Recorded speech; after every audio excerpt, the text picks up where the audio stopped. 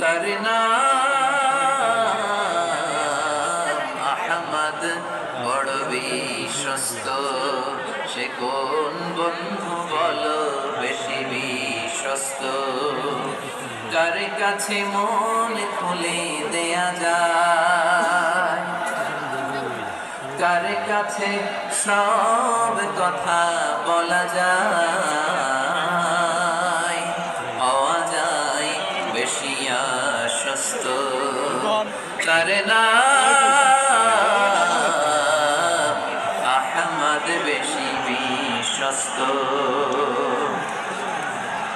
যে জন কখনো ব্যথা দিতে জানে না, যে জনকে বলি মুছে দেহি বেদনা, যে জন কখনো ব্যথা দিতে জানে না, যে জনকে বলি মুছে দেহি বেদনা, হৃদয়ের হাহাকার কবুল করে নিতে আর কারে এত প্রশস্ত।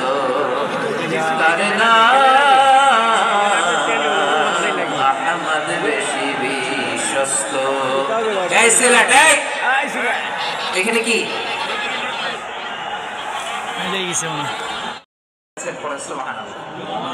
আমরা তো টাকার পাগল, ক্ষমতার পাগল, কাপড়ের পাগল। বিশ্বনবীর সাহাবারা ছিলেন আল্লাহর জান্নাতের পাগল। কিসের পাগল? আমরাও আল্লাহর জান্নাতের পাগল হতে চাই কি চাই না? সবাই বলেন, জান্নাতের পাগল হতে চাই কি চাই না? বিশ্বনবী সাহাবাদেরকে জান্নাতের পাগল বানিয়েছেন। বদরের ময়দানে এই পাশে কুরাইশ, এই পাশে মুসলমানেরা। বিশ্বনবী জালামি ভাষণ দিলেন, বললেন, কুমু ইলা জান্নাতিন আরদুহাস সামাওয়াতি ওয়াল আরদ উইদ্দাত লিল মুত্তাকিন। আমার সাহাবারা, ওই জান্নাতের দিকে ছোট, যে জান্নাত আকাশ জমিন বিস্তৃত। তোমরা দেখতে পাচ্ছ এটা বদরের ময়দান না, এটা আল্লাহর জান্নাত। আওয়াজ করে পড়েন আল্লাহু আকবার। বিশ্বনবী বললেন, ছোট ওই জান্নাতের দিকে, যে জান্নাতের বিস্তৃতি আকাশ জমিন বিস্তৃত। বিশ্বনবীর এই কথা শোনার পরে এক আনসারী সাহাবী সাইয়েদনা হুমায়র ইবনে হাম্মাম রাদিয়াল্লাহু তাআলা খেজুর খাচ্ছিলেন। তিনি বিশ্বনবীর দিকে তাকিয়ে কথা শুনছেন আর খেজুর খাচ্ছেন। যখন বিশ্বনবী বললেন, জান্নাতের দিকে ছোট, যে জান্নাত আকাশ জমিন বিস্তৃত, বিশ্বনবীর কথা শোনা মাত্র সাইয়েদনা হুমায়র ইবনে হাম্মাম বললেন, বাহ বাহ। কি বললেন? বাহ বাহ, মানে চমৎকার, মাশাআল্লাহ, চমৎকার। আমরা ইদানিং কালে চমৎকার কিছু দেখলে ইংরেজিতে বলে ফেলি না, ওয়াও ওয়াও, বাহ বাহ, মাশাআল্লাহ। বিশ্বনবী বললেন, মা ইয়াহমিলুকা আলা কওলিকা বাহ বাহ ইয়া উমাইর। ও উমাইর, আমার এই কথা শুনে তুমি কেন বললা বাহ বাহ, চমৎকার চমৎকার কেন বললা? সাইয়েদনা উমাইর ইবনে হাম্মাম রাদিয়াল্লাহু তাআলা আনহু বললেন, ইয়া রাসূলুল্লাহ, আপনার এই কথা শুনে আমি বড্ড খুশি হয়েছি, আর আমি প্রত্যাশা করেছি আমি যদি ওই জান্নাতের মালিক হতে পারি তাহলে কতই না ভালো হতো। সুবহানাল্লাহ বলেন। বিশ্বনবী বললেন, ছোট ওই জান্নাতের দিকে, যে জান্নাত আকাশ জমিন বিস্তৃত। আপনার এই চমৎকার মুখনিসৃত কথা শুনে আমার হৃদয়ের মধ্যে জান্নাতি হওয়ার বাসনা জেগে উঠলো। এজন্য বলেছি বাহ বাহ, আমি যদি ওই জান্নাতে যেতে পারতাম কতই না ভালো হতো। উমাইরের কথা শুনে বিশ্বনবী বললেন, ঠিক আছে উমাইর, জান্নাতে ঢোকার জন্য, এই জান্নাতের অধিবাসী হওয়ার জন্য যেহেতু তোমার এত আকাঙ্ক্ষা, আমি বলে দিলাম, আনতা মিন আহলিহা, তুমি আল্লাহর ওই জান্নাতের অধিবাসী হবা। যাও উমাইর, তুমি ওই জান্নাতের অধিবাসী, ওই জান্নাত তুমি ঢুকবা, তুমি জান্নাতি। তার মানে সহজ কথায় তুমি জান্নাতি। সুবহানাল্লাহ বলেন। যখনই বিশ্বনবী বললেন জান্নাতি, সাইয়েদনা উমর রাদিয়াল্লাহু তাআলা আনহু খেজুর খাচ্ছিলেন আর মনে মনে ভাবে, বিশ্বনবী যখন ওয়ারেন্টি দিয়েছে, বিশ্বনবী যখন গ্যারান্টি দিয়েছে আমি জান্নাতে যাব, তাহলে হাতে তো এখনো 3টা খেজুর বাকি। এই 3টা খেজুর যদি খাই তাহলে জান্নাতে ঢুকতে দেরি হয়ে যাবে। সুবহানাল্লাহ পড়ে। হাতে কয়টা খেজুর? 3টা খেজুর। বিশ্বনবী বললেন, আমায় আনতা মিন আহলিহা, তুমি ওই জান্নাতের অধিবাসী, তুমি জান্নাতি। উমর চিন্তা করলেন, আমি জান্নাতি, নবীর মুখ দিয়ে যখন বের হইছে ওই জান্নাতে তো আমার ঢুকতেই হবে, কিন্তু হাতে 3টা খেজুর খেয়ে যদি জিহাদের ময়দানে যায় তাহলে জান্নাতে যেতে তো দেরি হয়ে যাবে। এই চিন্তা আসা মাত্রই খেজুর 3টাকে তিনি ছুঁড়ে মারলেন, তলোয়ার বের করে আল্লাহু আকবার বলে বদরের ময়দানে ঝাঁপিয়ে পড়লেন। আল্লাহর শত্রুদেরকে কচুকাটা করে এক পর্যায়ে শাহাদাতের সুধা পেয়ে নিজেও জান্নাতি হয়ে গেলেন। পড়েন সুবহানাল্লাহ। আমরা দুনিয়ার বুকে আমরা হয়েছি দুনিয়ার পাগল, ক্ষমতার পাগল, সম্পদের পাগল, খ্যাতির পাগল। বিশ্বনবী তার সাহাবাদেরকে বানিয়েছিলেন জান্নাতের পাগল। পড়েন সুবহানাল্লাহ। ওই জান্নাতে আমরা যেতে চাই কি চাই না? একা না সবাই মিলে? একা না সবাই? জান্নাতে একা আমি যাব না তো ভাই, তোমাকেও জান্নাতে দলে নিতে চাই। সবাই বলেন জান্নাতে একা আমি যাব না তো ভাই, তোমাকেও জান্নাতে দলে নিতে চাই। পড়েন আমিন। সিলেটের এই ঐতিহাসিক এমসি কলেজ ময়দানে আজ রাতে এই চমৎকার রজনীতে আমরা যেমনি একত্রিত হলাম, আল্লাহর জান্নাতুল ফেরদাউসের জন্য আমরা একত্রিত হতে পারি। আল্লাহ তুমি কবুল করো। সবাই আওয়াজ করে পড়েন আমিন। তাহলে চিন্তা করেন কিভাবে বিশ্বনবী জান্নাতকে চিত্রায়িত করেছেন সাহাবাদের সামনে, কিভাবে চিত্রায়িত করেছিলেন তিনি, যে কারণে সাহাবারা জান্নাতের পাগল হয়ে গিয়েছেন। আমরা যদি দেখি the way the prophet Muhammad portrayed জান্নাত, কিভাবে তিনি পোর্ট্রে করেছেন জান্নাতের যে সৌন্দর্য, কিভাবে তিনি সাহাবাদের সামনে তুলে ধরেছেন। বিশ্বনবী আল্লাহর কোরআন থেকে আমাদেরকে জানান, আল্লাহর জান্নাতের সুসংবাদ দানকারী করে যে আল্লাহ আমাকে পাঠালেন। তোমরা কি জানো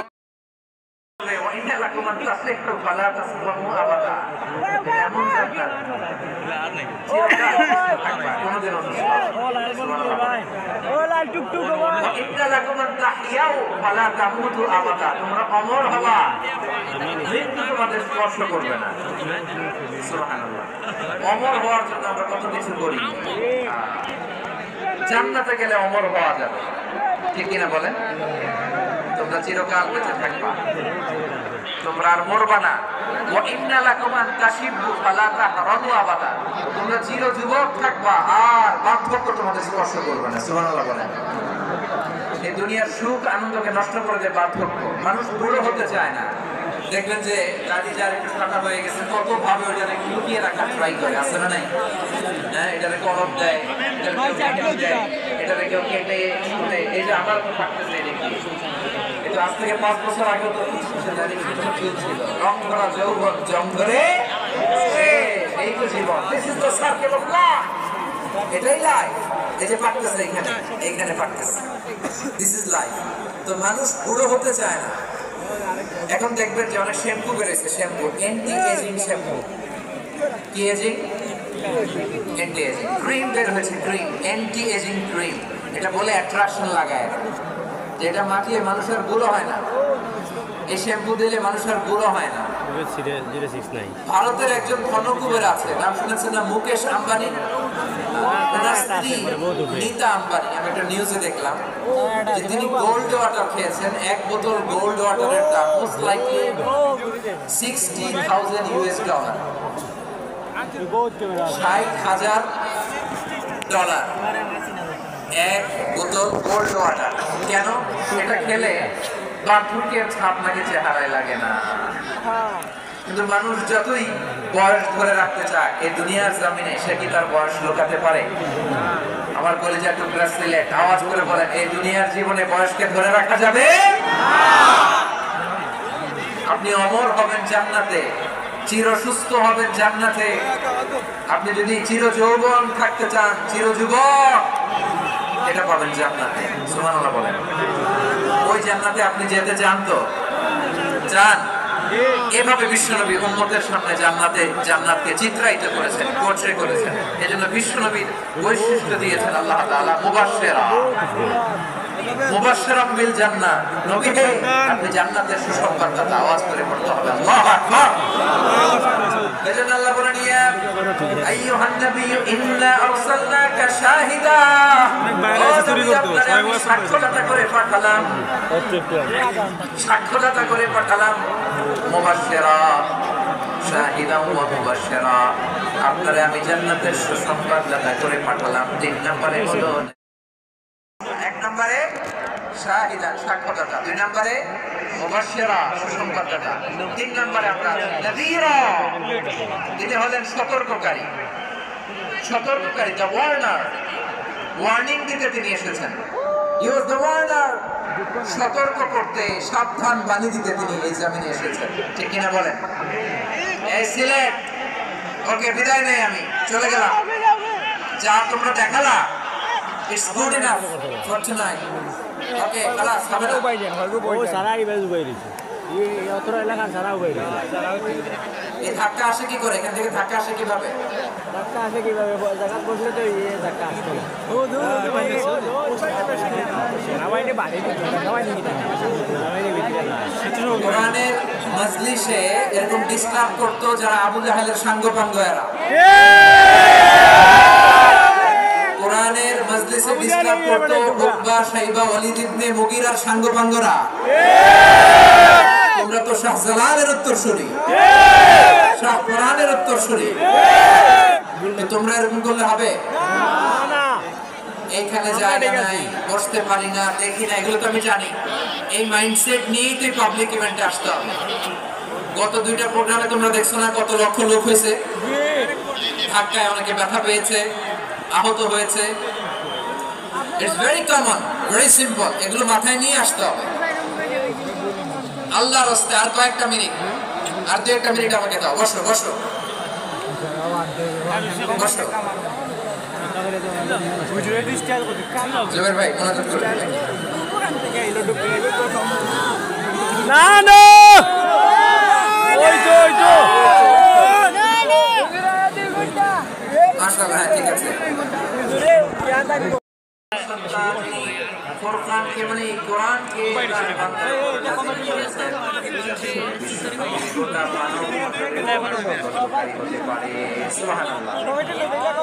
সবাইকে সতর্ক করতে এসেছে নাকি শুধু আমাদের?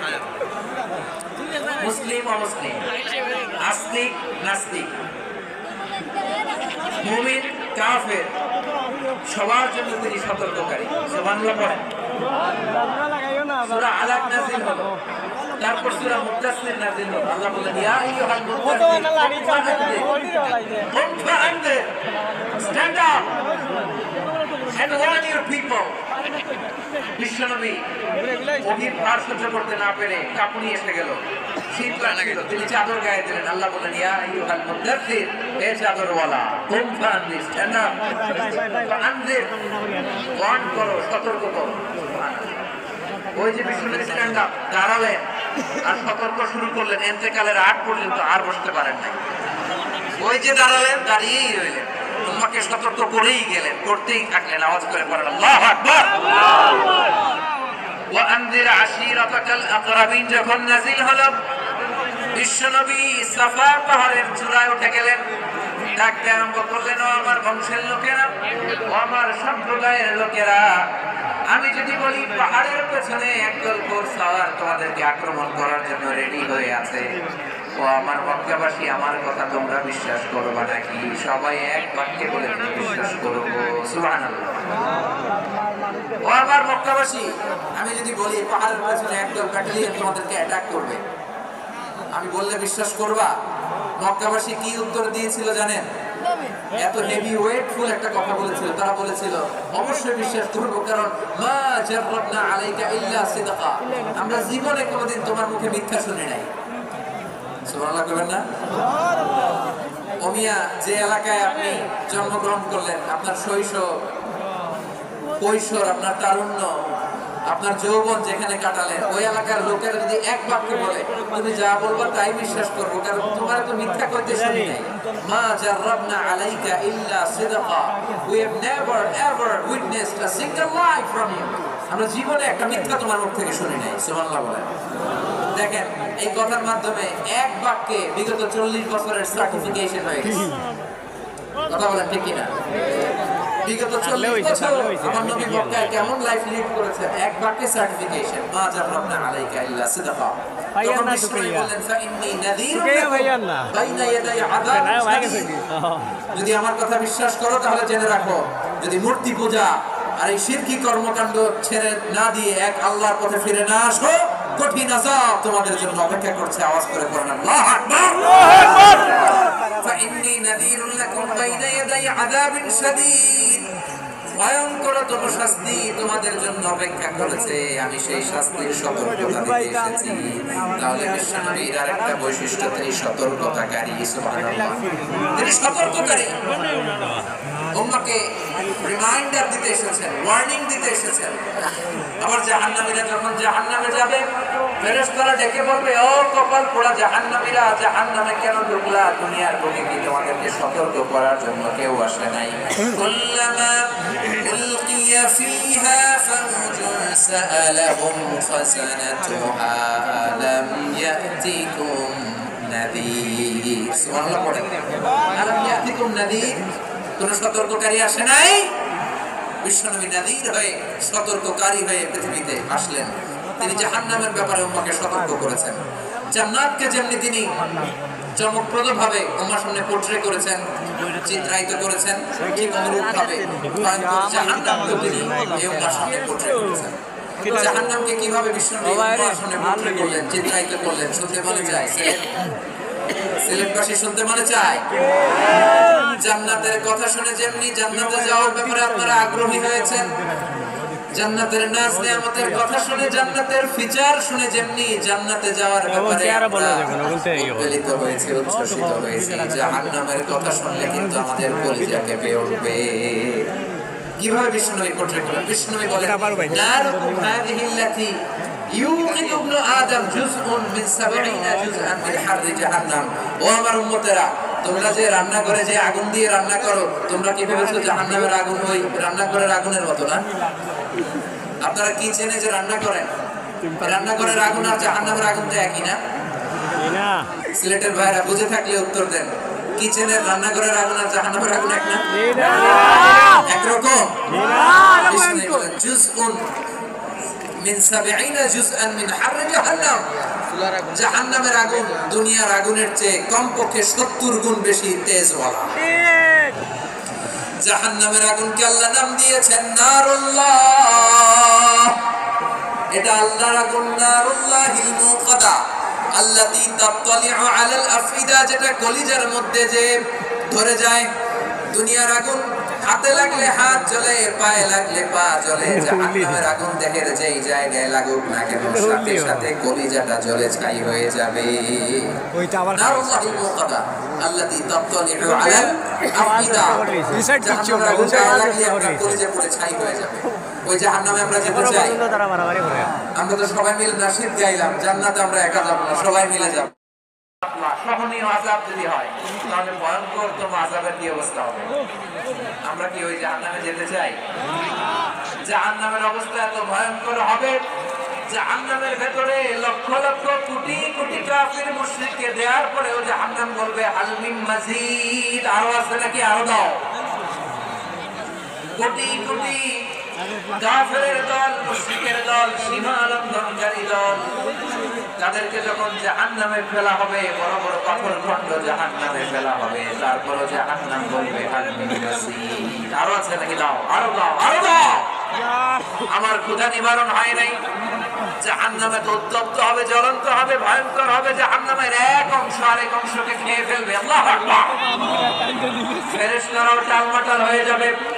জাহান্নামের রোগী ফেরেশতারা কি করবে তারা নিজেরাও বুঝতে পারবে না। কোটি কোটি মুশরিক কাফেরদেরকে জাহান্নামে নিক্ষেপ করার পরেও জাহান্নাম ঠান্ডা হবে না, শান্ত হবে না, বলবে হাল মিন মাজিদ, আরো আছে নাকি, আরো দাও। তখন আল্লাহ তাআলা কুদরতি পা জাহান্নামের ভিতরে ঢুকিয়ে দিবেন। সুবহানাল্লাহ পড়তে পারলেন না মজা করে? কোনো কিছুতেই যখন জাহান্নামকে শান্ত করা যায় না, আল্লাহ তাআলা তার কুদরতি পা জাহান্নামে ঢুকিয়ে দিবেন। দেওয়ার সাথে সাথে জাহান্নাম থেকে আওয়াজ আসবে, কাদ কাদ বিইজ্জাতিকা ওয়া বিকদরিক, আল্লাহ বিইজ্জাতিকা ওয়া বিকারমিকা, আল্লাহ আপনার ইজ্জতের কসম, যথেষ্ট হয়েছে, এনাফ এনাফ, আর লাগবে না। সুবহানাল্লাহ। ওই ভয়ঙ্কর জাহান্নামে আমরা যেতে চাই কেউ? আমরা সব সময় ওই জাহান্নাম থেকে আল্লাহর কাছে পানাহ চাই। আওয়াজ করে বলেন ঠিক কিনা? বিশ্বনবী সব সময় আল্লাহর কাছে আল্লাহর জান্নাত চাইতেন, আল্লাহ জাহান্নাম থেকে পানাহ চাইতেন। তিনি বলতেন, আল্লাহুম্মা ইন্না নাসআলুকাল জান্নাতা ওয়া নাউযু বিকা মিনান নার।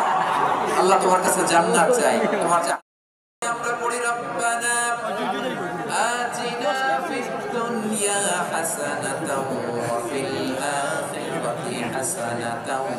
ওয়াকিনা আযাবান নার।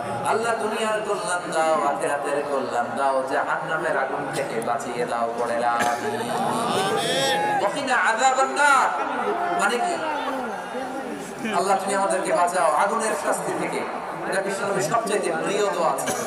নবী যখন তাওয়াফ করতেন, প্রতিটা তাওয়াফে তিনি এই দোয়াটা করতেন। রুকনে ইয়ামানি থেকে হাজরা আসওয়াদে যখন তিনি যেতেন, এই দোয়াটা পড়তেন, রব্বানা আতিনা ফিদ দুনিয়া হাসানা ওয়া ফিল আখিরাতি হাসানা ওয়া কিনা আযাবান নার। আল্লাহ দুনিয়ার কল্যাণ দাও, আখিরাতের কল্যাণ দাও। আল্লাহ জাহান্নামের আগুনের শাস্তি থেকে তুমি আমাদেরকে বাঁচাও। আওয়াজ করে সবাই বলুন আমিন। তাহলে বিশ্বনবী ওই জাহান্নামের ব্যাপারে আমাদেরকে সতর্ক করেছেন, এজন্য আল্লাহ তাআলা বিশ্বনবীর নাম দিয়েছেন নদীর, সতর্ককারী, ওয়ার্নার। আল্লাহ বলেছেন নবী আপনারে আমি শাহিদ মানে সাক্ষ্যদাতা বানালাম, মুবাশশিরান আপনারে আমি সুসংবাদদাতা বানালাম, নাযীরা আপনারে আমি সতর্ককারী বানালাম, 4 নম্বরে ওয়া দাঈয়ান ইলাল্লাহি বিইذনিহি আপনারে আমি দাঈ ইলাল্লাহ বানালাম। সুবহানাল্লাহ পড়ে। আপনাদের মনোযোগ আছে না গেছে? মাশাআল্লাহ মনোযোগ আছে। জোর পরি হয়ে গেছে। ওই দীর্ঘ স্লোগান দিতে মন চাচ্ছে। ওকে, স্লোগান ইজ অন। আরে তাকবীর, জিন্দাবাদ জিন্দাবাদ, আল কোরআনের আলো, ঘরে ঘরে আলো, আল কোরআনের আলো।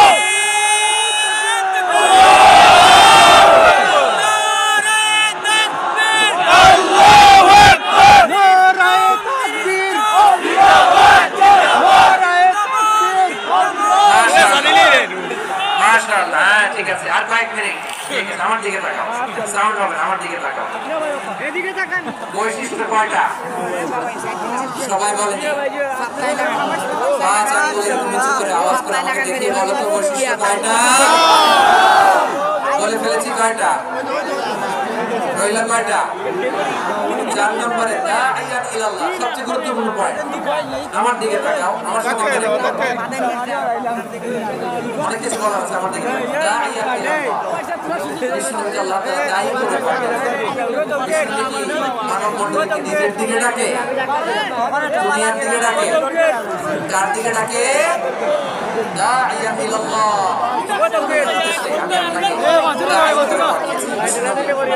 মানব মণ্ডলীকে আল্লাহ তাআলার দিকে ডাকে।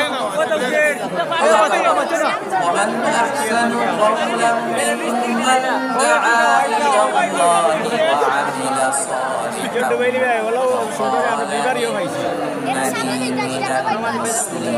তার চাইতে ভালো কথা, শ্রেষ্ঠ কথা, কল্যাণকর কথা কার হতে পারে যে মানুষকে আল্লাহর দিকে ডাকে, সৎ কর্ম করে আর বলে আমি মুসলমান। সুবহানাল্লাহ বলে। এবং এই যে দাওয়াতি কাজ বিশ্বনবী করবেন, এটার একটা মেথডোলজি আছে। কিভাবে দাওয়াতি কাজ করবেন আমার কাছে, এটাও আল্লাহ তাআলা দাওয়াত মেথডোলজি তিনি শিখিয়ে দিলেন। তিনি বললেন উদউ ইলা সাবিলি রাব্বিকা বিল হিকমাতি ওয়াল মাউইযাতিল হাসানাতি ওয়াজাদিলহুম বিল্লাতি। হিকমা মানে হচ্ছে knowledge plus common sense equals to হিকমা।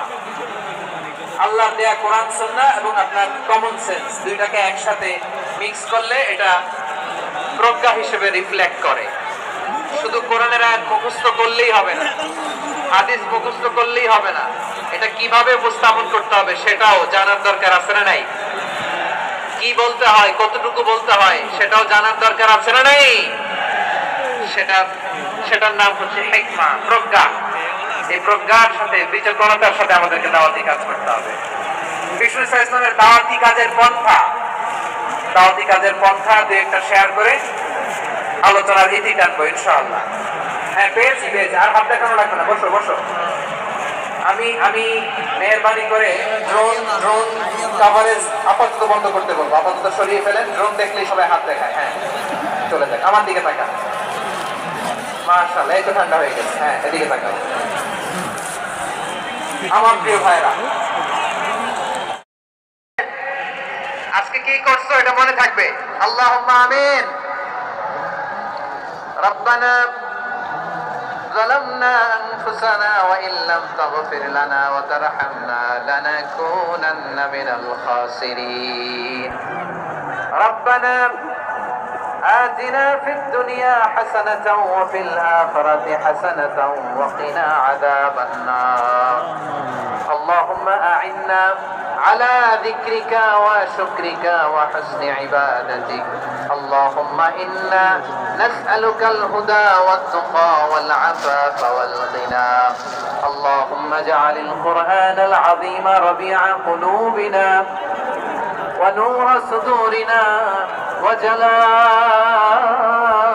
أحزاننا وذهاب همومنا وغمومنا واجعله شفيعنا يوم الحساب وارزقنا تلاوته آناء الليل وأطراف النهار ربنا تقبل منا إنك أنت السميع العليم وتب علينا يا مولانا إنك أنت التواب الرحيم سبحان ربك رب العزة عما يصفون وسلام على المرسلين واجعل آخر كلامنا عند الموت لا إله